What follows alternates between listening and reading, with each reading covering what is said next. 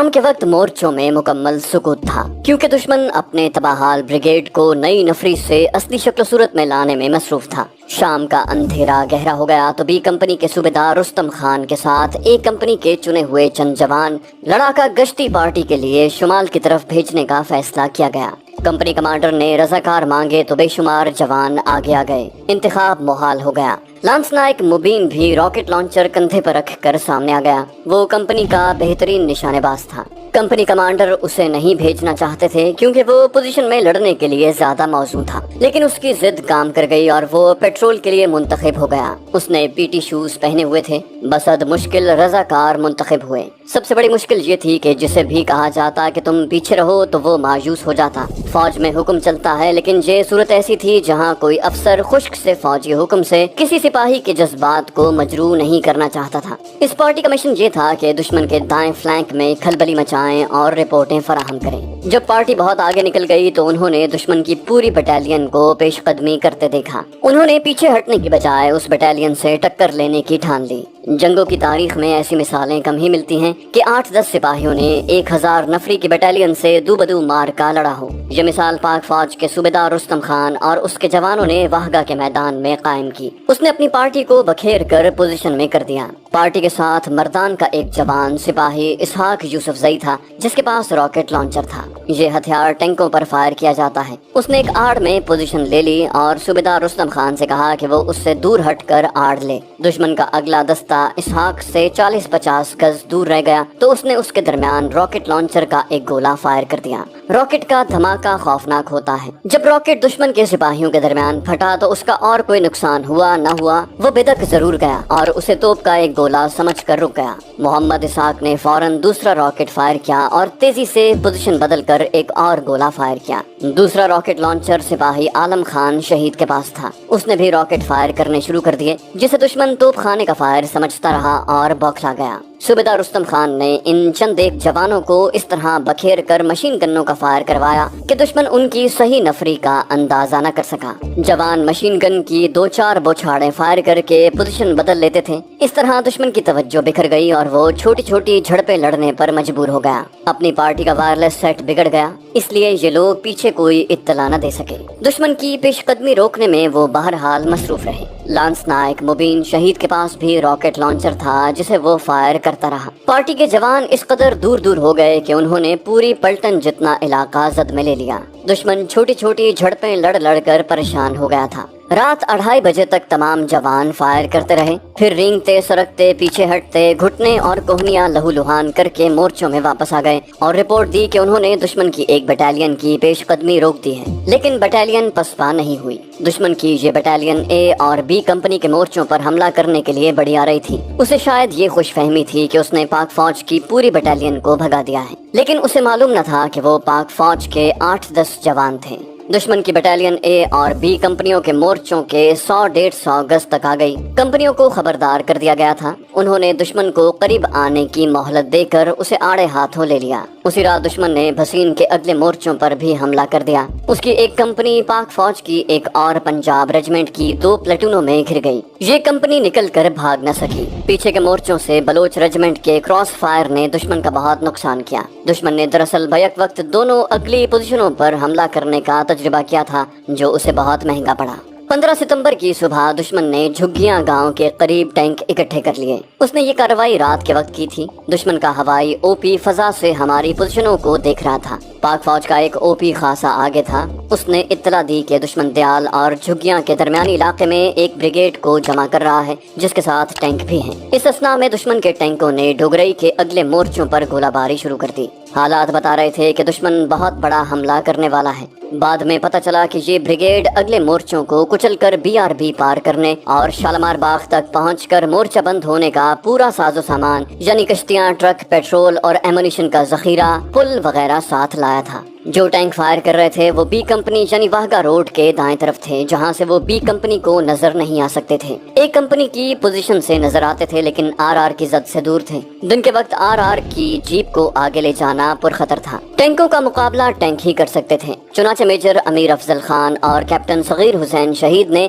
Battalion headquarter को सूरत हाल से आगाह किया। टैंकों ने कयामत बर्पा कर रखी थी। अपनी टैंक रेजिमेंट के लेफ्टिनेंट जाफर इफ्तिखार शहीद बटालियन हेडक्वार्टर में ही थे। जरा सी देर के लिए सस्ता रहे थे। उनके कान में आवाज पड़ी कि दुश्मन के टैंक परेशान कर रहे हैं, तो वो उछल कर उठे और पीछे से अपने एक टैंक को बुलाकर एक कंपनी कमांडर की पोजीशन तक ले गए। वो खुद टैंक में नहीं बल्कि पैदल वहां तक गए थे। हालांकि उस इलाके में यूं सीना तान कर चलना दुश्मन की गोली को दावत देने के मुतरादिफ था। उन्होंने रबड़ के चप्पल पहने हुए थे। उन्होंने टैंक को निहायत अच्छी पोजीशन में करवाया और खुद बाहर खड़े होकर टारगेट बताया। निशाना देखा और एक गोला फायर किया, मगर गोला खता गया। जाफर शहीद ने मेजर अमीर अफजल खान से कहा, ओह बिस्मिल्लाह पढ़ना भूल गया था, अब के सभी बिस्मिल्लाह पढ़ो। उन्होंने बिस्मिल्लाह पढ़कर दूसरा गोला फायर किया तो गोला ऐसा ठिकाने पर लगा कि दुश्मन का एक टैंक जलने लगा। लेफ्टिनेंट जाफर शहीद ने नारा तकबीर लगाया और गनर को दूसरे टैंक का निशाना लेने की हिदायत की। निशाना देखा और फायर का हुक्म दिया। ये टैंक भी बर्बाद हो गया। दुश्मन का तीसरा टैंक तेजी से भाग गया। जाफर शहीद ने उसे भी निशाना बनाने की कोशिश की, लेकिन गोला खता गया। दुश्मन ने इंतकामी कार्रवाई के तौर पर तोपखाने की बेहंगम गोलाबारी शुरू कर दी। इस गोलाबारी का ये मतलब भी हो सकता था कि वो अपने उस ब्रिगेड का हमला शुरू करने वाला है जो दयाल और झुग्गियां के दरमियानी इलाके में जमा था। ब्रिगेड को ब्रिज हेड से दूर ही रोकने के लिए पहले तो तोपखाने का फायर करवाया गया और साथ ही पाक फजाइया की मदद मांगी गई। जरा सी देर में पाक फजाइया के 6 सेबर तैयारे पहुंच गए। जो ही शहबाजों ने पाक फौज से टारगेट के मुताल्लिक हिदायत और रहनुमाई लेने के लिए मैदान जंग पर चक्कर लगाया तो दुश्मन ने तमाम तैयारा शिकन मशीन गन्नों से फजा को आग से भर दिया। तैयारों के आ जाने से अपने तोपखाने का फायर रोक दिया गया। फजा में तैयारों के इर्द गिर्द दुश्मन के इस कदर गोले फट रहे थे और मशीन गन्नों के ट्रेसर एमुनिशन ने आग के तारों का ऐसा घना जाल तन दिया था कि किसी तैयारे का फजा में ठहरना मुहाल नजर आ रहा था। लेकिन अपने शहबाजों की शुजात का ये आलम था कि उन्होंने जो ही टारगेट के मुताल्लिक हिदायत ले ली, वो एक दूसरे के पीछे दुश्मन के ब्रिगेड पर गोते में चले गए। पहला तैयारा रॉकेट फायर करके ऊपर उठा तो जमीन से स्याह धुआं और शोले उठे। उसके पीछे दूसरा तैयारा गोते से उठा और जमीन से उठती स्याह काली घटाओं में इजाफा हो गया। जब 6 के 6 तैयारे एक एक झपटा मार चुके तो जहां दुश्मन का ब्रिगेड था वहां 2 मील के इलाके में सिवाय स्याह धुएं के कुछ नजर न आता था। दुश्मन की तैयारा शिकन गन्ने अब भी फायर कर रही थी, लेकिन उनमें दहशत की वजह से कुछ कमी वाक़ हो गई थी। जमीन पर स्याह धुएं की वजह से कुछ नजर न आता था। शहबाज एक ही हमले से मुतमईन नहीं थे। वो खतरनाक हद तक नीचे आने लगे और एक एक करके धुएं में गुम होने लगे।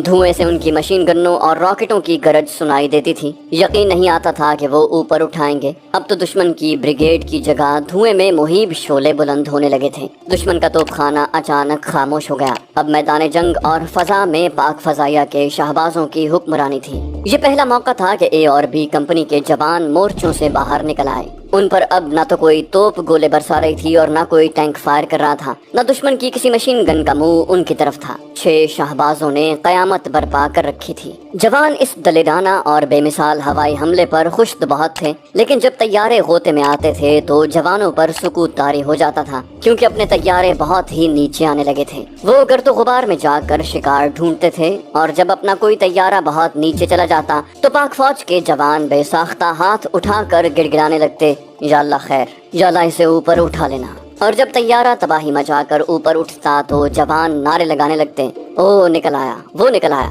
बाज जवान बेचैनी से अपने तैयारों को गिन रहे थे और आंखें सुकेड़ सुकेड़ कर गहरी घटाएं देख रहे थे।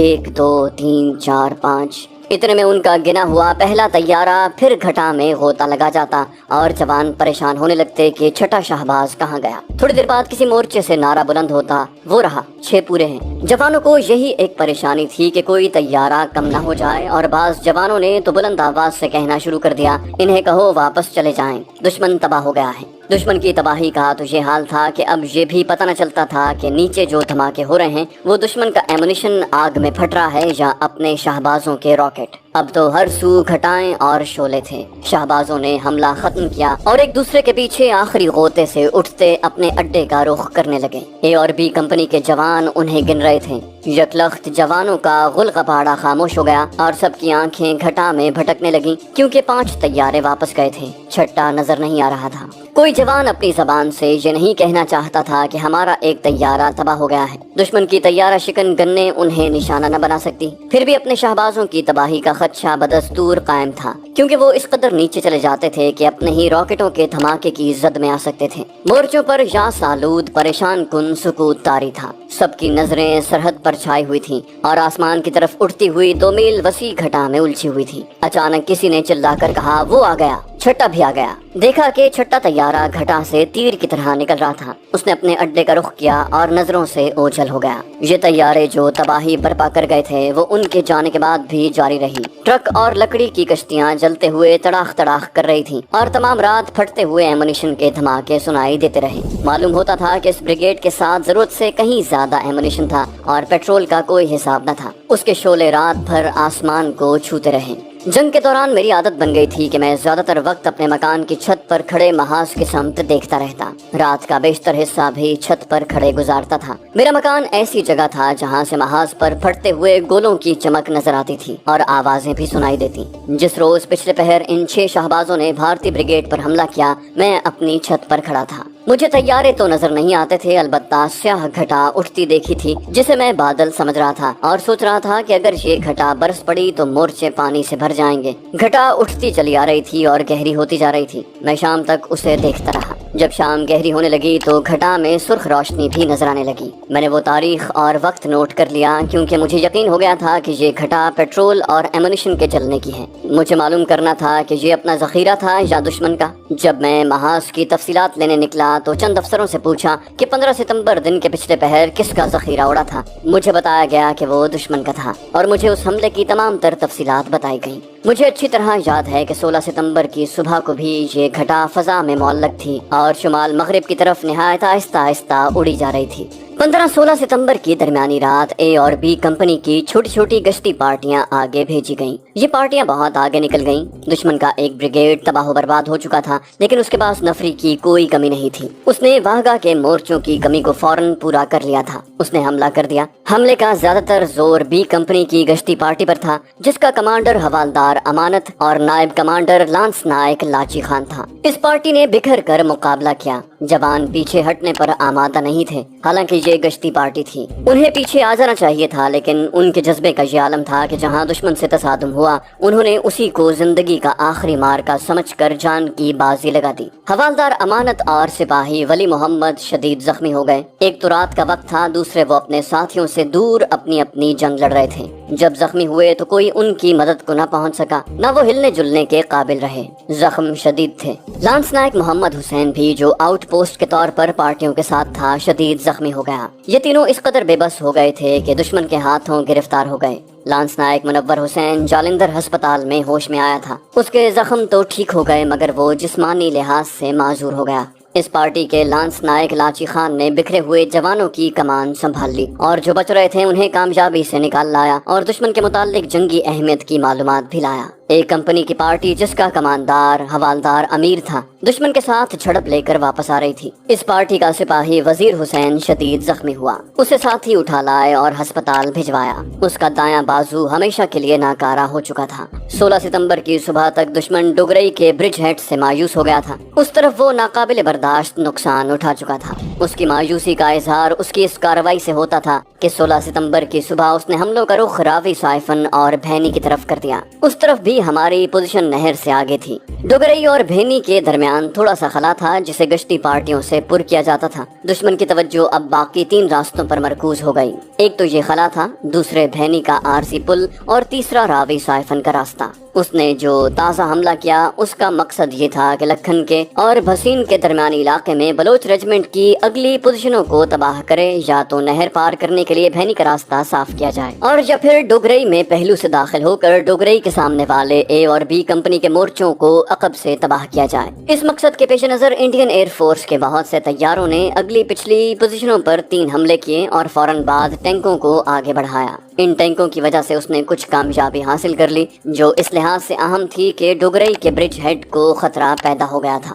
دشمن انہیں ٹینکوں سے گھیر سکتا تھا۔ اس صورتحال سے نمٹنے کے لیے ٹینکوں کو آگے کرنا ضروری تھا۔ टैंक रेजिमेंट के लेफ्टिनेंट जाफर इफ्तिखार हुक्म मिलते ही अपने 3 टैंक लेकर दुश्मन के बेशुमार टैंकों के मुकाबले के लिए मैदान में चले गए। उनकी क़यादत और ज़ाती शुजाअत का करिश्मा था कि इन 3 टैंकों ने दुश्मन के बेशुमार टैंकों की पेशकदमी इस तरह रोक दी कि दुश्मन के चंद एक टैंकों को तबाह कर डाला। लेकिन दुश्मन की तादाद बहुत ज्यादा थी। उसने लेफ्टिनेंट जाफर इफ्तिखार के टैंक को निशाना बना लिया।